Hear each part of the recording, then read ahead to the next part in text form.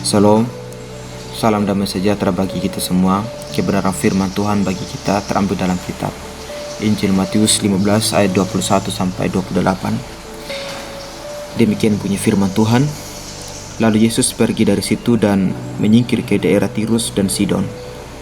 Maka datanglah seorang perempuan Kanaan dari daerah itu dan berseru, "Kasihanilah aku ya Tuhan, anak Daud, karena anakku perempuan kerasukan setan dan sangat menderita." Tetapi Yesus sama sekali tidak menjawabnya. Lalu murid-muridnya datang dan meminta kepadanya, "Suruhlah ia pergi, ia mengikuti kita," dengan berteriak-teriak. Jawab Yesus, "Aku diutus hanya kepada domba-domba yang hilang dari umat Israel." Tetapi perempuan itu mendekat dan menyembah dia sambil berkata, "Tuhan, tolonglah aku." Tetapi Yesus menjawab, "Tidak patut mengambil roti yang disediakan bagi anak-anak dan melemparkannya kepada anjing." Kata perempuan itu, "Benar Tuhan." Namun anjing itu makan remah-remah yang jatuh dari meja tuannya. Maka Yesus menjawab dan berkata kepadanya, "Hai ibu, besar imanmu, maka jadilah kepadamu seperti yang kau kehendaki." Dan ketika itu juga anaknya sembuh.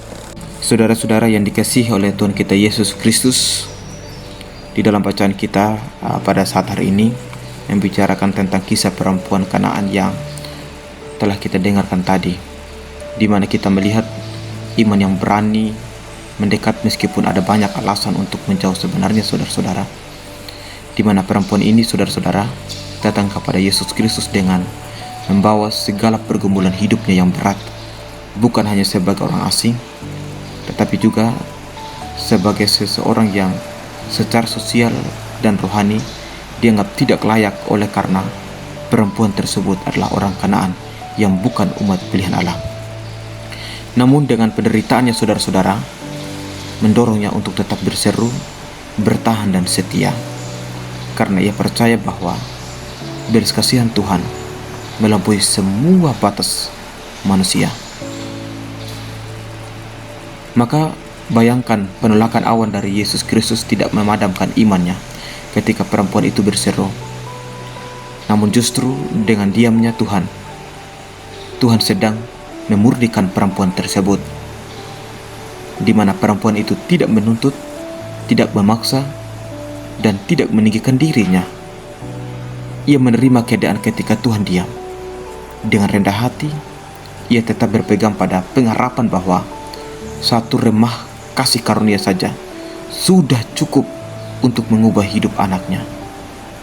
Di sini kita belajar bahwa iman bukan soal kata-kata indah, melainkan keteguhan hati yang terus berharap kepada Tuhan, saudara-saudara.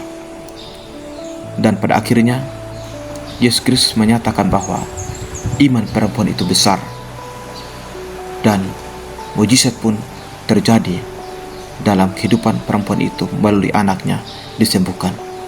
Maka melalui kisah ini mengingatkan kita bahwa Tuhan menghargai iman yang tulus dan tekun, iman yang tidak menyerah meskipun diuji dengan keheningan atau penundaan, seolah-olah Tuhan tidak peduli dengan keadaan kita.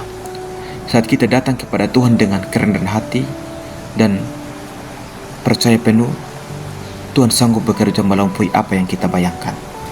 Dengan demikian, melalui firman Tuhan ini mengingatkan kita karena kita sering menghadapi situasi di mana doa terasa tidak segera dijawab dan Tuhan seolah diam.